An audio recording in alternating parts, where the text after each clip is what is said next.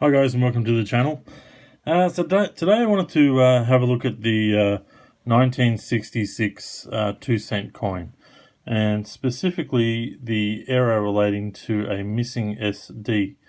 So the SD is in relation to Stuart Devlin, so it's his initials, and that appears on most of our coins.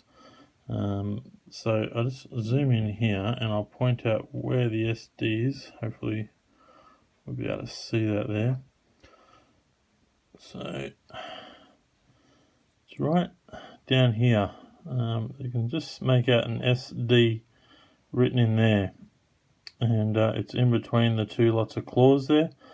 So make sure you check your coins. This one here does have the SD, and so this one here is the 1966 2-cent coin. You can see there it's 1966, so the first year of the 2-cent coins. Now, the next coin is also a 1966.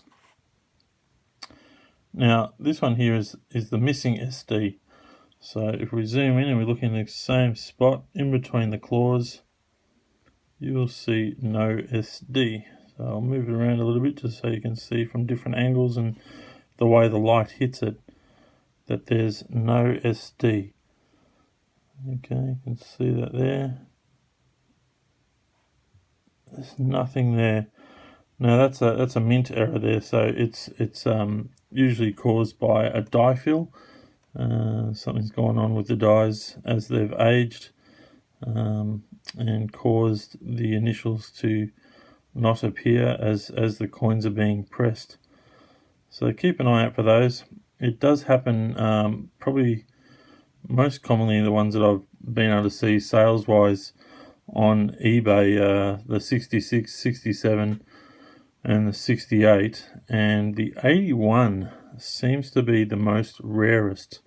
They're all over the place on price. I did have a look tonight just to sort of see what price these guys are selling for, and there's really no reason for it, but they can sell anywhere from sort of $5 through to $40, and the condition does have a little bit to do with it, but actually one tonight sold for an amazing $85. So have a look at the eBay sales figures, and you can see what comes up for coins that are missing or have no SD.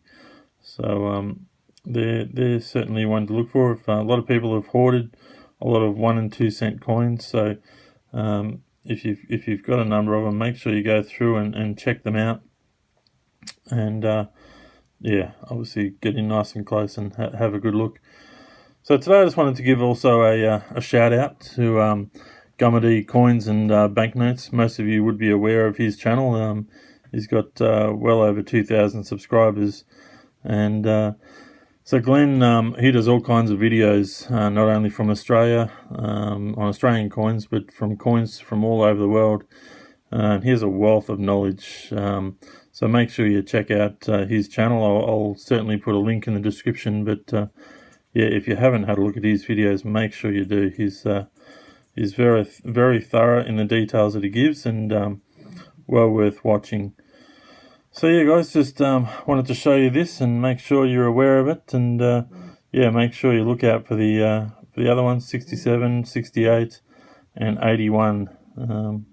So yeah, hope you've enjoyed the video, and thanks for watching once again.